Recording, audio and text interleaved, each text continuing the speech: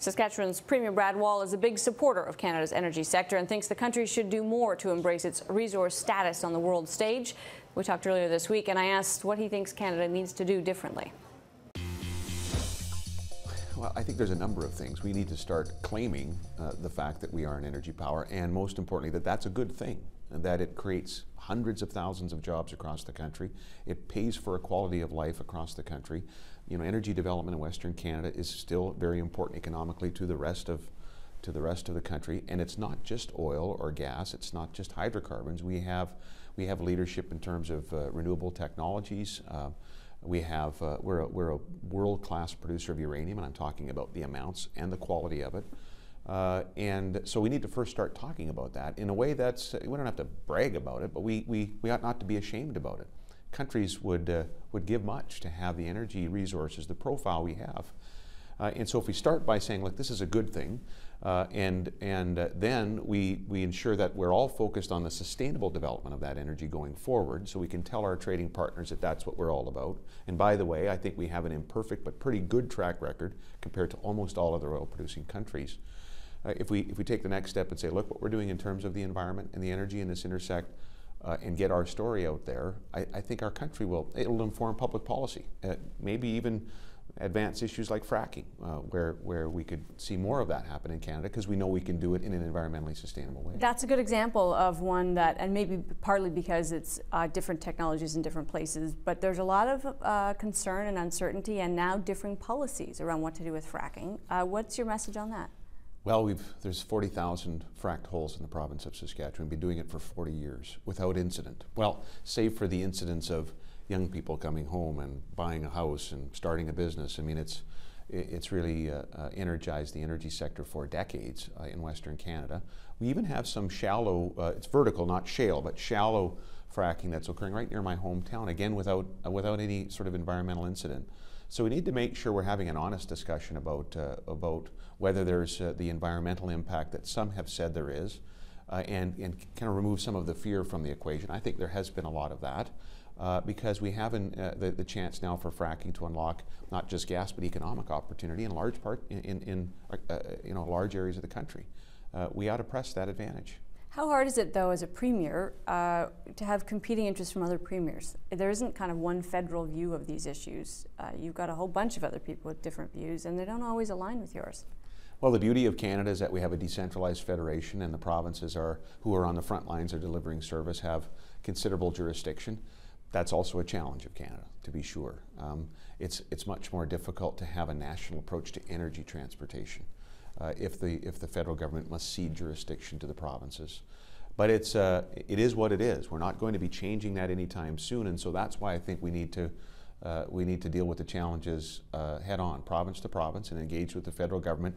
And companies need to be a part of it, especially on the pipeline front. Companies have to be a part, the corporations themselves, the energy producers themselves have to be a part of promoting the fact that we can do this in a sustainable way, I think much more proactively than they have been. Governments, you could say the same of governments, though. There is this description that the anti-pipeline movement, whichever one we're talking about, is actually kind of a protest vote against fossil fuels, the oil sands, the tar sands, in general, that there's an ambivalence out there because of global warming, because we want to reduce CO2 emissions globally. How do we square that circle? I think that's true. I think for many groups, they're using sort of pipelines, the opposition to pipelines as a way to just oppose the development of the industry. And here's where that might be flawed. The American Railway Association had a report out in December of 2013 that showed in 2008, across their country, 8,000 cars, train cars full of oil, moved across the American transportation system. Last year, 400,000. 400,000 cars in just a span of a few years. So I think the message to those environmental groups is, at $80 West Texas, $90, $100 West Texas, that oil will move within your country, oil from your share of the Bakken, that we're trying to take care of through horizontal drilling and make it our share of the Bakken, or whether it's our oil, conventional or oil sands. The oil will move. And so we better be honest then about what is the best way, not the only way, but what's the best way to most safely move energy, oil. It's a pipeline. And if you want to use the pipeline argument to oppose the energy production in general, and you're successful in stopping them, you also are going to divert more oil on the railways, period. And if you had to sort of review how we got here to a place where our oil is literally locked in, we can't get it to market, and the one market we have any access to is going to have an abundance of their own oil, where does the blame lie? How did we get here? I think we all share some of the blame.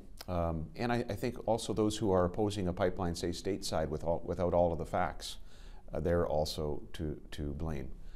You know, I think some of Robert Redford's movies are really great. I'm not sure he's qualified to comment on the efficacy of pipelining oil or the environmental risks of the alternatives. But we've kind of left that ground to them. And the provincial governments and the federal government and the companies, I think, share some responsibility for not making the environmental case.